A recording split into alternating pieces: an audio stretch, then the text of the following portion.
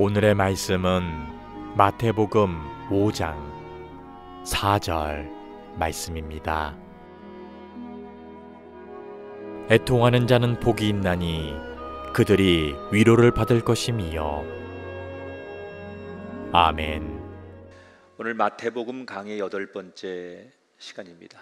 이제 추석 연휴를 보내고 일상으로 많은 분들이 돌아오셨는데 다시 하나님 주시는 말씀에 집중하고 또 하늘의 음성을 듣는 시간이 되었으면 좋겠습니다. 우리는 지금 마태복음 강해를 하면서 산상수훈의 장면에 와 있습니다. 마태복음 5장부터 7장까지가 예수님이 산에서 제자들과 군중들에게 설교하셨던 말씀을 모아놓은 본문이 산상수훈입니다. 그 산상수훈 가운데 머릿말에 해당하는 내용이 그 유명한 팔복이지요. 그래서 우리가 지난주에 첫 번째 복, 가난한 자가 복이 있다 라고 하는 말씀을 풀어봤습니다. 워낙 충격적인 선언이었기 때문에 우리가 이걸 어떻게 풀어야 할까 고민하면서 이 말씀을 대했는데, 그 안에는 우리가 알고 있는 세상적인 지식을 넘어서 굉장한 영적인 진리를 숨겨 놓으시고, 가난하다라는 게 무슨 뜻이며 왜 가난한 자가 복이 있는지를 설명을 해드렸습니다. 혹시 좀 부족한 부분이 있다면 지난주 설교를 다시 여러분 보시면서 첫 번째 주제를 묵상하시면 좋을 것 같고, 오늘은 두 번째 복에 대해서 예수님이 선언하신 말씀을 나누려고 합니다. 그런데 오늘 말씀도 우리가 참 가슴으로 받아들이기에는 굉장히 버거운 말씀 중에 하나예요. 왜냐하면 슬퍼하는 자가 복이 있다.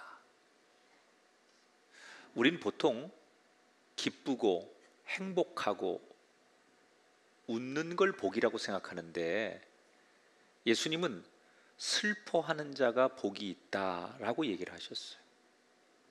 여러분, 슬픈 사람들을 보면 복 받았다는 생각이 안 들잖아요. 예나 지금이나 사람들은 슬픔보다는 기쁨을 훨씬 좋아합니다. 요즘의 부모들은 그렇게 안 가르치는 것 같은데, 옛날 부모님들은 남자아이들이 태어나면 이런 걸 강조하셨어요. 사내 아이는 눈물을 쉽게 보이면 안 된다. 일생에 딱 3번만 울어야 된다. 태어날 때 1번 울고, 부모가 돌아가셨을 때 1번 울고, 그리고 마지막 3번째 울음은 나라를 빼앗기면 그때 울어야 된다. 남자는 강해야 된다. 그리고 슬픔 따위는 잘 참고 견뎌라. 그런 뜻에서 늘 그렇게 가르쳐 주셨죠. 동양 사람들이 인생을 이야기할 때 쓰는 사자성어 가운데 하나가 희로애락이에요. 인생을 희로애락으로 나누죠. 처음엔 기뻤다가 로, 화가 났다가 애, 슬펐다가, 그리고 마지막에 뭘로 끝나야 인생이냐? 즐거워하며 끝나는 게 인생이라는 거예요. 과정은 뭐 슬프기도 하고 화가 나기도 하지만 인생의 마지막은 즐겁게 끝나는 게 인생이다. 여러분, 인생이 어떤 일이 있어도, 중간에 많은 과정들이 있어도 마지막에 가서 웃을 수 있으며 끝내는 게 인생이라고 가르쳤어요. 그런데 오늘 성경에 예수님은 슬퍼하는 자가 복이 있다. 다른 말로 말하면 애통한다, 그런 말이 같은 뜻이죠. 슬퍼한다, 애통한다는 같은 뜻이에요. 이해가 되지 않는 이 말씀을 어떻게 풀어야 될까? 이 말씀을 우리가 지식적으로 풀면 절대 안 풀립니다. 하나님의 관점에서 이거 영적으로 풀어야 되는 말씀이거든요. 그래서 여기서 예수님이 말하는 슬퍼하는 자가 복이 있다라고 하는 것은 단순한 슬픔의 감정, 눈물을 보이는 것을 넘어서 그 심령의 상태가 어떤가를 얘기하는 거예요. 우리가 예수를 믿고 하나님 말씀을 듣게 되고 또 성령이 우리 안에 오면 제일 먼저 나타나는 변화가 뭐냐면, 아, 내가 이렇게 쓸모없는 사람이었던가? 내가 이렇게 무능하고 내가 이렇게 죄 많은 사람이었던가? 근데 문제는 내가 이렇게 큰 죄인인 것을 알았는데 이 죄의 문제를 내가 아무리 능력이 있고 똑똑하다 한들 이 문제를 해결할 수 없는 거예요. 그래서 예수 믿고 성령의 은혜를 입은 사람들은 내가 이렇게 무능한 존재라는 것을 깨닫게 되면서 하나님 앞에 저절로 무릎을 꿇고 탄식하며 울지요. 오호라, 나는 참 곤고한 사람이구나. 누가 이 사망의 상황에서 나를 건져낼 수 있으랴. 그러면서 하나님 앞에 내가 이렇게 무능하고 아무것도 아니라는 것 때문에 하나님 앞에 울며 부르짖는 상태. 여러분, 이 과정이 예수 믿는 사람에게 굉장히 중요한 거예요. 죄를 용서받으려면 내가 죄인인 것을 인정하고 잘못한 것을 고백해야만 용서를 받는 거예요. 우리가 재판을 받을 때 판사들에게 정상 참작을 부탁합니다. 그 중에 하나가 뭐냐면 깊이 반성하는 거예요. 제가 정말 잘못했습니다. 제가 정말 큰 실수를 했습니다. 다시는 그러지 않겠습니다. 이러고 깊은 반성을 할 때 재판부에서 자기의 잘못을 인정하고 뉘우치고 반성하기 때문에 다시 이 사람에 대해서 용서할 수 있는 근거를 주는 거죠.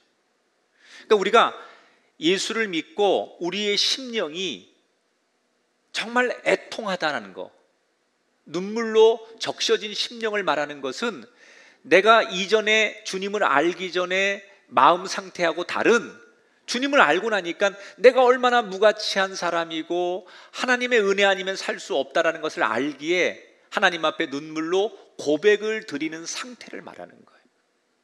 그러면 내가 죄인입니다, 내가 이렇게 무능합니다 라는 고백을 들으면 하나님께서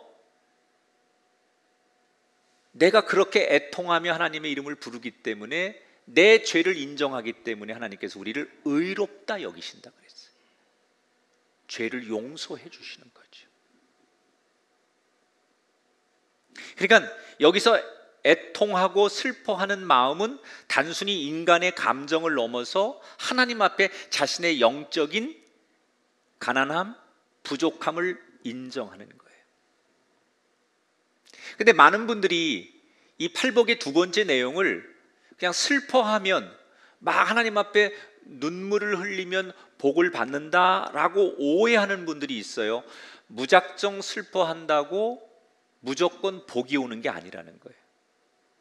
그러니까 하나님의 관점에서 볼 때, 아, 지금 내 마음이 슬픈 마음이고 내 심령이 애통하는 심령이구나 라고 하나님이 보실 때 그렇게 보여지는 마음, 그러면 하나님이 보실 때, 아, 지금 저 사람의 마음이, 저 심령의 마음이 애통하는 상태구나 라는 걸 어떻게 알 수 있을까?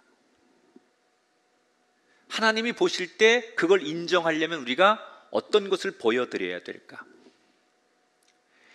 사실 이 주제만 가지고 설교를 해도 몇 달은 해야 될 것 같더라고요. 그래서 다 얘기할 수 없고 제가 가장 중요하게 생각하는 두 가지를 나눠보려고 해요. 하나님이 보실 때, 아, 지금 저 심령이 정말 애통하는 심령의 상태구나라고 인정하려면 우리가 어떤 심령이 돼야 되느냐?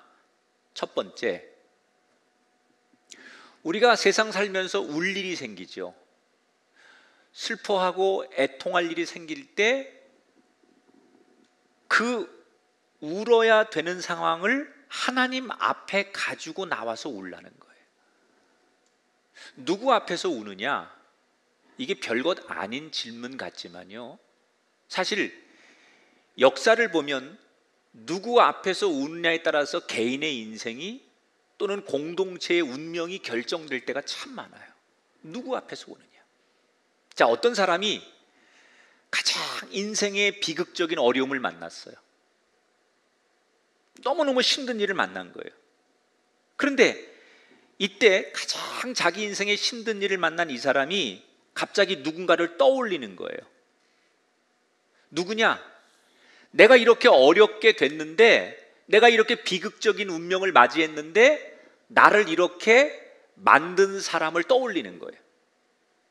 그 사람이 나를 미워해서, 그 사람이 나를 시기해서, 그 사람이 나를 음해해서, 또는 그 사람이 나를 힘들게 해서 내가 결국 이렇게 된 거야 라고 내가 어려움 당한 것을 누구에게 투명하는 거죠.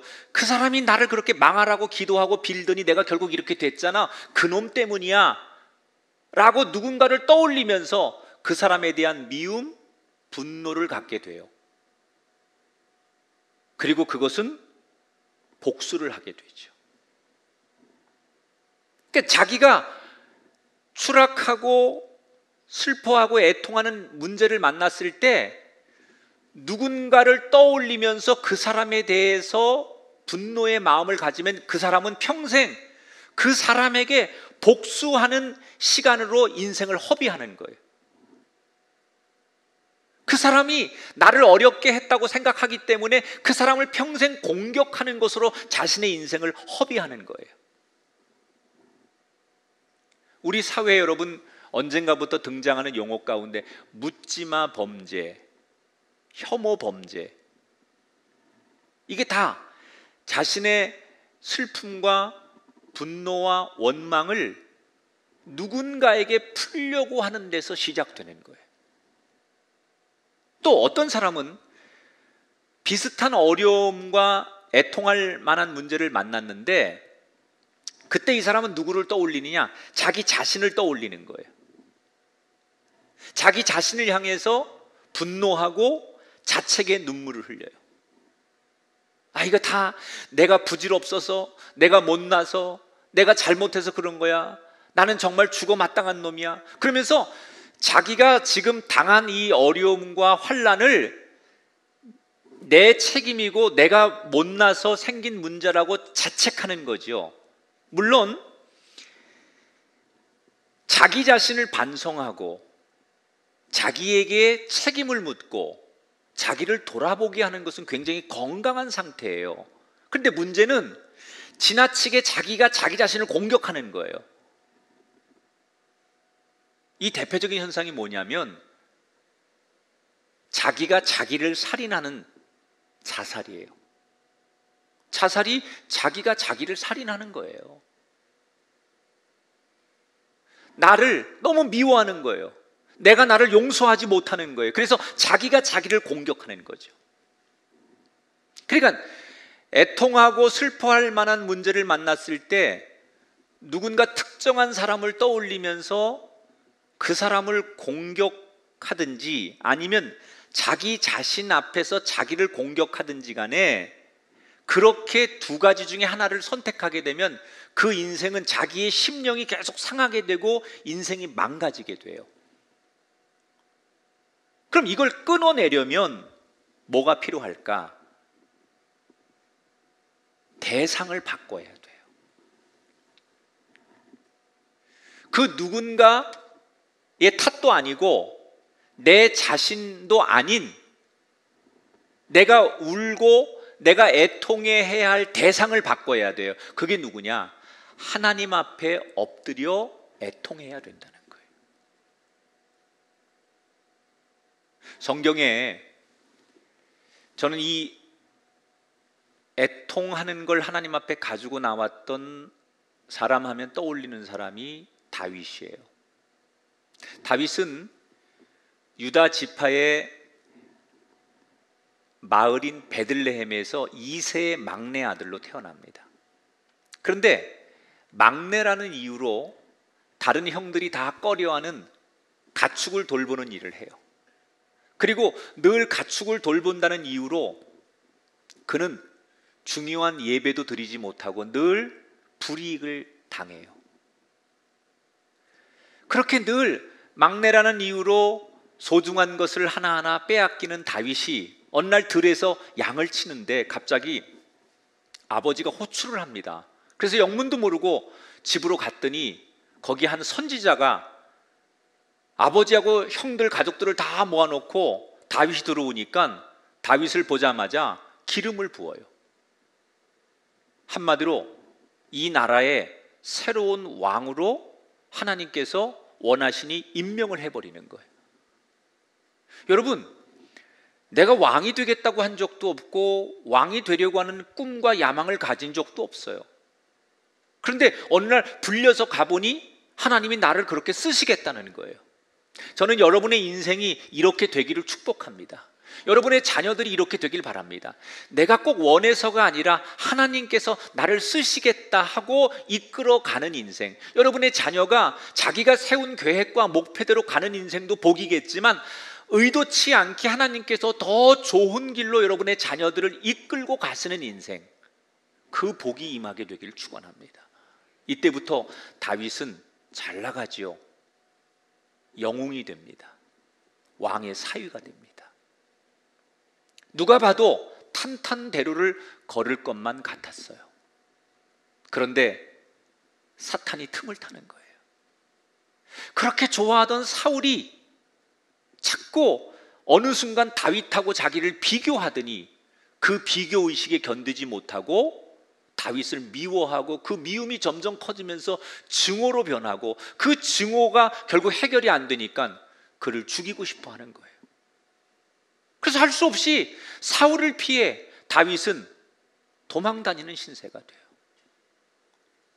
세상 말로 지명수배자가 되는 거예요. 수없는 죽을 고비를 넘기며 그는 10수년간 광야에 숨어 있었고 외국을 떠돌아다녀야만 했어요. 그렇게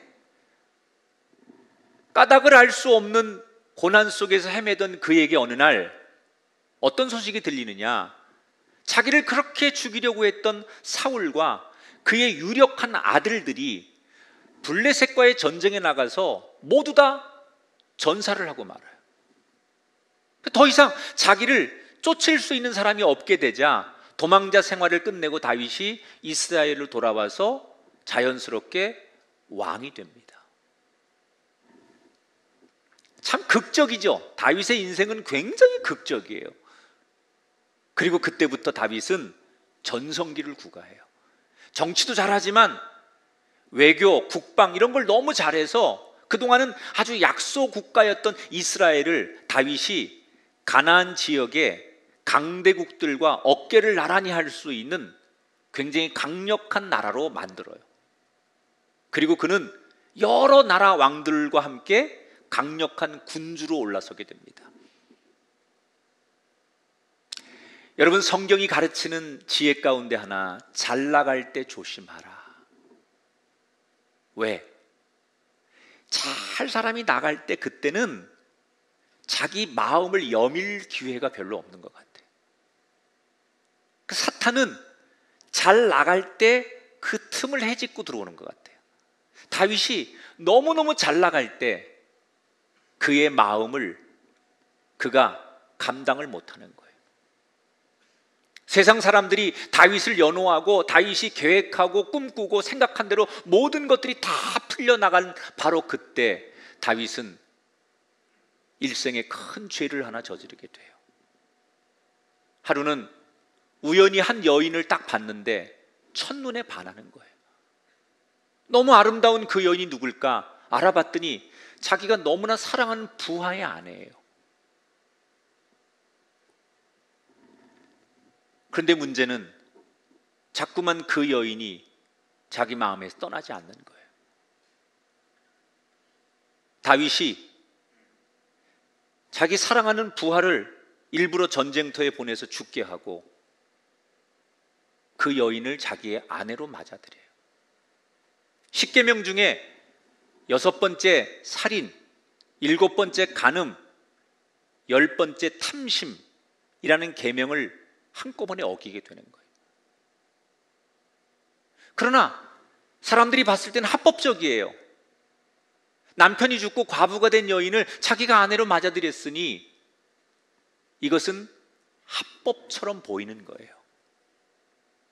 근데 하나님이 가만두실 리가 없어요. 나단 선지자를 통해서 하나님이 이런 다윗을 꾸짖습니다. 여러분, 하나님의 명령이긴 했지만 일개 신하가 감히 왕의 치부를 드러낸다는 것은, 그것도 당시의 절대 군주인 다윗 왕이라고 하는 사람을 신하들 앞에서 망신을 주고 그의 인생을 나락으로 떨어뜨린다는 것은, 이건 있을 수 없는 일이에요. 만약에 이런 상황에 몰렸다면, 여러분이 다윗이라면 그 다음 넥스트 행동을 어떻게 하실 것 같아요? 역사적으로 많은 왕들이 이런 일을 당하게 되면 자기 잘못은 생각 안 하고요, 분노의 눈물을 흘리면서 자기를 그렇게 망신 준 신하를 죽입니다. 다 역사 속에는. 그게 절대 권력을 가진 사람들이 자신을 지키기 위해 하는 행동들이었어요. 그런데 다윗은 그렇게 하지 않아요. 볼까요? 시편 51편에 보면 4절 10절에 이런 고백이 있습니다. 내가 주의 목전에 악을 행하였사오니 하나님이여 내 속에 정한 마음을 창조하시고 내 안에 정직한 영을 새롭게 하소서. 펑펑 그가 울어요. 그런데 이 눈물의 의미는 창피해서 부끄러워서 누구를 의식해서 하는 눈물이 아니에요. 지금 다윗은 오직 하나님 앞에 자신을 한없이 낮추며 통곡하고 있어요. 이 순간만큼은 다윗이 내 옆에 누가 있느냐, 누가 나를 보고 있느냐, 이게 중요하지 않아요. 오직 철저하게 하나님의 긍휼과 하나님 앞에 자기의 죄를 참회하는 눈물을 흘리고 있어요. 여러분, 다윗이 저지른 죄는 사울이 저질렀던 죄보다 훨씬 큰 죄예요. 그런데 다윗은 결국 용서받고 나중에 더 복된 인생이 됩니다. 저는 바로 이 시편 51편에 하나님 앞에 나와 애통하는 이 장면이 그의 인생을 바꿀 수 있었던 결정적인 장면이라고 생각을 해요. 자기의 인생이 추락할 때, 자기의 인생이 애통할 수밖에 없을 때, 그가 사람 앞에 울지 않고 세상 앞에 울지 않고 하나님 앞에 나와서 철저히 하나님 앞에서 울었다는 거예요. 지금 이 시편 51편의 눈물은 그가 하나님 앞에 나와 참회하고 하나님의 긍휼을 구하는, 하나님 앞에 애통하는 대표적인 모습이에요. 오늘 어쩌면 이 시대를 살아가는 현대인들은 우리가 어떻게 슬퍼해야 하는지를 잊어버렸어요. 분명히 슬픈데, 분명히 애통해야 하는데 어떻게 슬퍼하고 어떻게 애통해야 되는지를 사람들이 잊어버렸다는 거예요. 작년 통계를 보니까 작년 한 해 동안 우리나라 우울증 환자의 수가 84만 명이에요. 이게 정확히 3년 전에 비해서 30%가 증가한 거예요. 그런데 올해 7월까지 통계를 보니까 벌써 작년에 84만 명의 83%에 해당하는 70만 명이 육박한다는 거예요. 그러니까 올해는 더 많은 우울증 환자가 생겼다는 얘기죠. 마음의 상처를 입고 어디 가서도 그 자신의 그 마음의 우울감과 고통을 해소하지 못한 사람들이 자책하고 원망하다 보니까 점점점 전염병처럼 우리 사회가 마음의 우울함과 마음의 슬픔으로 고통당하는 사람들이 점점 많아진다는 거예요. 오늘 이 예배를 드리는 분 가운데 지금 내 인생이, 우리 가정이 추락하는 것 같은 슬픈 일을 만나신 분이 계십니까? 정말 창자가 끊어질 것 같고 가만히만 있어도 눈가에 눈물이 저절로 흘러내리는 그런 일을 만나신 기가 막힌 인생들이 계십니까? 무슨 일 때문에 그렇게 애통하고 슬퍼하는지는 모르겠지만 이건 꼭 묻고 싶어요. 당신이 그렇게 슬퍼하고 애통할 만한 일을 만났는데 지금 누구 앞에서 울고 계십니까? 혹시 당신의 그 애통의 눈물이 너무 고통스러워서 처절하게 흘리는 슬픔의 눈물이 사람에게나 세상 앞에서 울고 계시진 않습니까? 아니면 자기 자신에게만 보이는 눈물은 아니십니까? 오늘 하나님이 우리에게 말씀하십니다. 내게로 와서 애통해라. 여러분, 하나님 앞에서 우십시오. 하나님, 제가 잘못했습니다. 하나님의 긍휼하심, 하나님의 자비하심을 주십시오. 하나님 앞에 통곡하고 하나님 앞에 구하셔야 돼요. 왜? 하나님이 하시는 일이 뭐냐? 하나님이 하시는 일은 우리를 위로하시는 거예요. 하나님이 하시는 일은 상한 심령을 고치시는 일을 하세요. 내가 하나님 앞에 나와 애통하고 엎드려 통곡하고 하나님의 자비를 구하면 하나님은 우리를 용서하시고 우리의 상한 심령을 회복시키실 줄 믿습니다. 그래서 예수님은 우리들에게 가르쳐 주시는 거예요. 하나님 앞에 애통하는 자가 복이 있느니라. 그 문제를 가지고, 그 슬픔을 가지고 지금 하나님 앞에 애통하는 자가 하나님 나라의 복을 받게 될 줄 믿습니다. 하나님이 바라시는 슬퍼하는 자가 되려면 두 번째, 하나님의 뜻이 여기에도 있다는 것을 기억하라는 거예요. 사람이 슬픔을 느낄 때는 내 인생이 지금 추락하고 있구나, 내 인생이 지금 어려움을 당하고 있구나라는 걸 느낄 때 슬픔의 감정이 오는 거죠. 예를 들면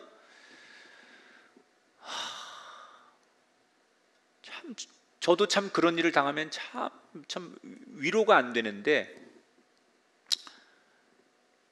어떤 교인은 자식을 먼저 잃은 교인들이 있어요.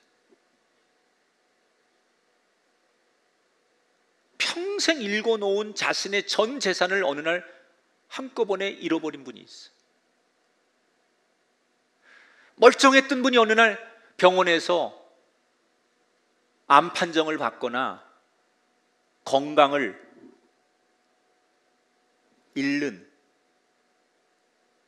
그런 통보를 받을 때 대부분의 사람들은 이런 정도면 내 인생이 이렇게 끝나는구나, 내 인생, 우리 가정이 이렇게 넘어지는구나, 이런 상황 앞에서 사람들은 다 누구나 슬픔의 감정을 느끼게 된다는 거예요. 근데 이것보다 더 슬프고 더 기가 막힐 때는 언제인 줄 아십니까? 내가 이해할 수 없는 일을 만날 때예요. 만약에 충분히 예상할 수 있었던 불행이나 비극이라면 사람은 조금 준비를 하고 대처를 합니다. 그 문제를 내가 막을 수는 없더라도 미리 각오를 했기 때문에 심리적인 충격이 좀 덜하지요. 그런데 어느 날 갑자기 전혀 예상치 못한 일이나 내가 생각했던 것보다 훨씬 더 큰 불행을 만나면 그때는 사람이 정말 상상할 수 없는 그 이상의 심리적인 충격이 옵니다. 그래서 보통 넋을 놓고 그냥 이렇게 중얼거리죠. 어떻게 나한테 이런 일이, 어떻게 우리 가정에 이런 일이, 생각지도 못했던, 예상치도 못했던 그런 불행을 만나면 너무 절망적인 고백밖에 안 나와요.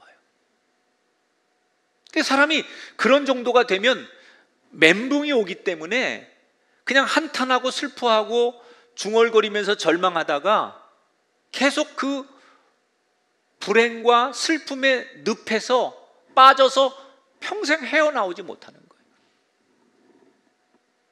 그래서 그런 슬픔과 애통의 늪에서 빠져나오려면 뭐가 필요하냐?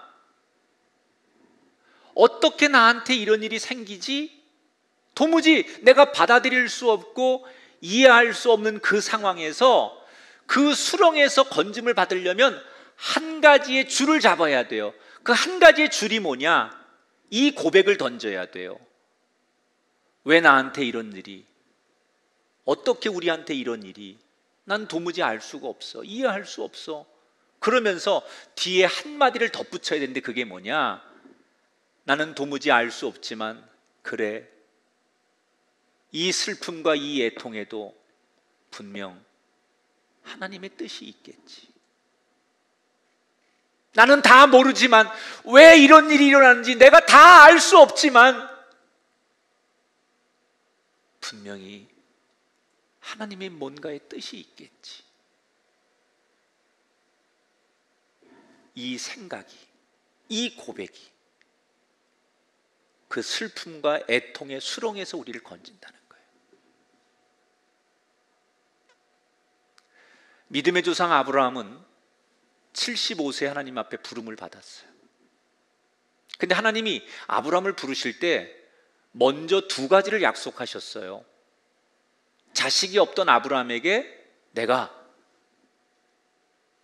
너에게 자손을 주겠다. 그리고 그 자손이 살아갈 수 있는 땅을 너에게 주겠다. 하나님이 먼저 아브라함에게 두 가지 약속을 제시하셨어요. 그래서 아브라함은 그 하나님의 약속을 믿고 자기 본토 친척을 떠나서 가나안 땅으로 부인과 함께 떠나서 유목 생활을 하는 거예요. 하나님이 약속했잖아요. 그런데 자식을 주겠다는, 아들을 주겠다는 약속을 하나님이 25년 만에 지켜요. 참 기가 막히죠. 하나님 약속을 믿고 가나안 땅에 와서 기다리고 기다리는데 그 약속이 25년을 기다려서 이루어졌으니 얼마나 많은 갈등과 하나님과의 관계 속에 수많은 일들이 있었겠어요. 그런데 문제는 두 번째 약속은 언제 지켜지냐 이거예요. 하나님의 첫 번째 약속은 25년 만에 아들을 주셨는데 그 아들을 통해서 이제 후손들이 생기면 그들이 살아갈 땅을 주시겠다고 하는데 이 땅은 언제 주시냐는 거예요. 아브라함이 여러분 가나안 땅에 가서 부자가 되었습니다. 그러나 아무리 부자가 되어도 아브라함은 자기 이름으로 된 땅을 한 평도 얻을 수가 없었어요. 왜냐하면 당시의 중동의 문화는 절대로 이방인들에겐 땅을 팔 수가 없어요. 이 땅이라는 것은 조상들이 자신들에게 준 전부기 때문에 이것이 아무리 힘들어도 이방인들에게 팔 수 없는 거예요. 그래서 아브라함은 돈이 많은들 그 이방 땅에 사는 한 이방인이기 때문에, 외국인이기 때문에 단 한 평도 자기 땅을 만들지 못해요. 근데 분명히 하나님이 약속했잖아요. 그 약속은 안 지켜지는 거예요 지금. 그런데 어느 날 그 외국에서 떠돌이 생활하면서 가장 위로가 되고 힘이 되고 그래도 힘들 때마다 서로를 버티게 해주었던 자기의 큰 힘이었던 아내가 먼저 세상을 떠나요. 그 아내를 잃은 상실감, 그러나 그 아내를 잃고 아내를 당장 장례를 치러야 되는데 중동은 날씨가 더우니까 무조건 24시간 안에 장례를 치러야 됩니다. 그런데 아내를, 시신을 매장할 땅 한 평이 없는 거예요. 우리는 이렇게 무덤을 만들지만 중동은 조그만 굴 같은 거를 사가지고 거기다가 시신을 집어넣어요.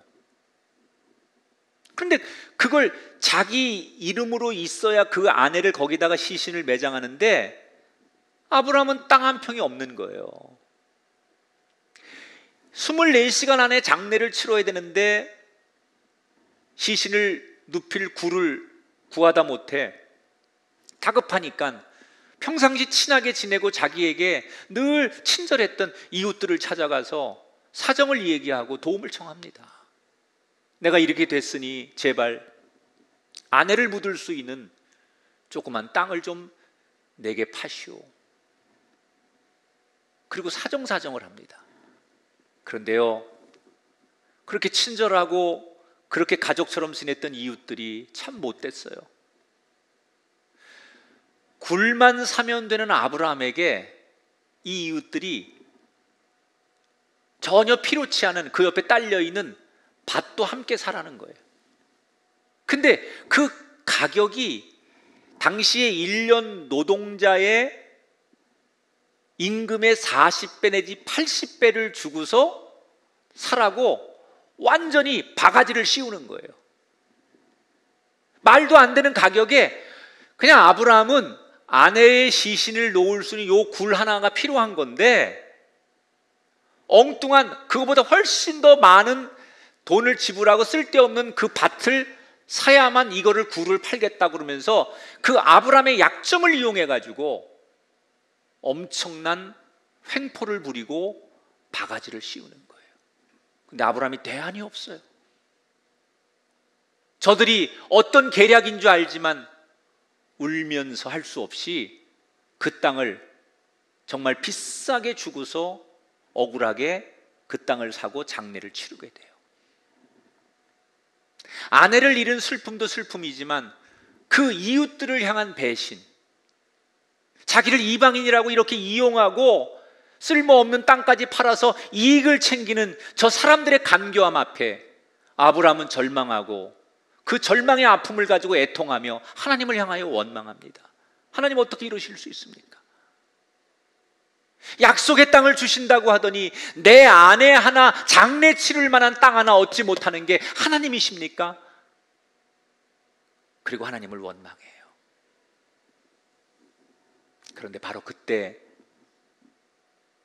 아브라함의 뇌리에 스쳐가는 하나님이 주셨던 음성이 기억나는 거예요. 이 음성은 아들이 태어나기 1년 전에 하나님이 직접 아브라함에게 주셨던 음성이에요. 창세기 17장 8절에 하나님이 아브라함에게 이렇게 말씀하셨어요. 내가 너와 내 후손에게 내가 거류하는 이 땅, 곧 가나안 땅을 주어 영원한 기업이 되게 하고 나는 그들의 하나님이 될 것이다. 뭔가에 한 대 얻어맞은 것처럼 이 말씀이 갑자기 떠오르면서 감동이 물밀듯 오기 시작하는 거예요. 하나님이 내가 지금 살고 있는 이 땅에서 약속한 땅을 주신다고 했는데 내 아내가 죽고 내 아내를 장사 지내면서 할 수 없이 사들인 그 옆에 밭, 이 땅으로부터 지금 여기에서부터 이제 내 후손들이 차지할 땅을 하나님이 주시는 거구나라는 감동이 오기 시작하는 거예요. 아내가 죽어서 그 아내를 장사하기 위해 땅을 찾아 헤매고 바가지를 쓸 때만 해도 도무지 하나님이 왜 이렇게 하시는지, 이런 일이 생기는지 이해할 수 없었어요. 그런데 훗날 그가 그 속에서 그때는 이해가 되지 않았지만 하나님이 이 안에 뭔가 뜻이 있음을 어렴풋이 알면서 아브라함은 위로를 받았고 슬픔과 애통의 수렁에서 빨리 빠져나올 수가 있었어요. 여러분, 우리가 그렇게 좋아하는 성경의 믿음의 조상들, 신앙의 선배들이 다 자기들이 만날 때 아무리 믿음이 좋아도 자기들이 당하는 사건 앞에서 하나님을 다 이해한 게 아니에요. 그 사람들도 우리처럼 이해할 수 없는 상황 앞에서 슬퍼하고 몸부림치고 소리 지르고 원망할 때가 많았어요. 그런데 그들이 우리와 달랐던 것은 슬픔의 애통의 수렁에서 빨리 빠져나올 수 있었다는 거예요. 그 비결이 뭐냐?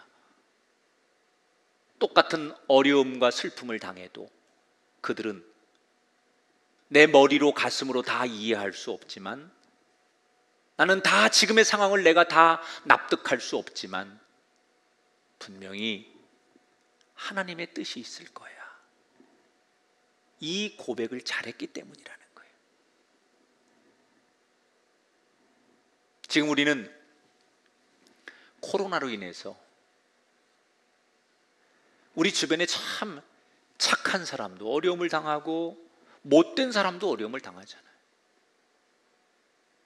못된 사람이 어려움을 당하는 건 그렇다 치고, 우리가 봤을 때 저 사람 너무 착하고 너무 성실하고 너무 정말 아주 귀한 사람인데 왜 저 사람이 이럴 때 더 어려움을 당해야 되지?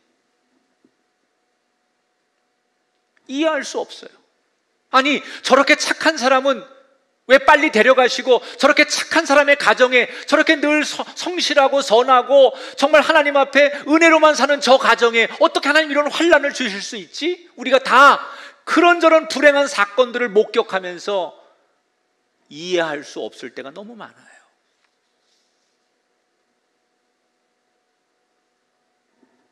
그때 우리가 한마디가 필요해요. 지금은 잘 모르겠지만 뭔가 하나님의 뜻이 있겠지. 하나님의 뜻이 있겠지.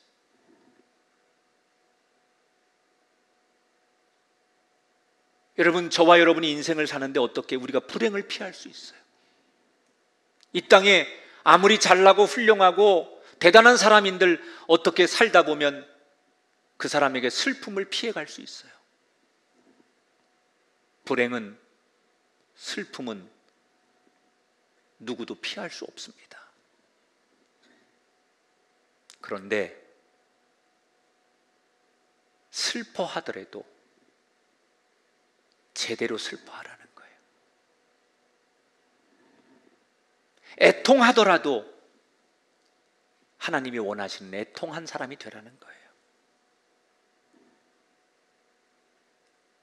하나님이 오늘 우리에게 주시는 두 가지의 말씀이에요. 울더라도 하나님 앞에서 울어라.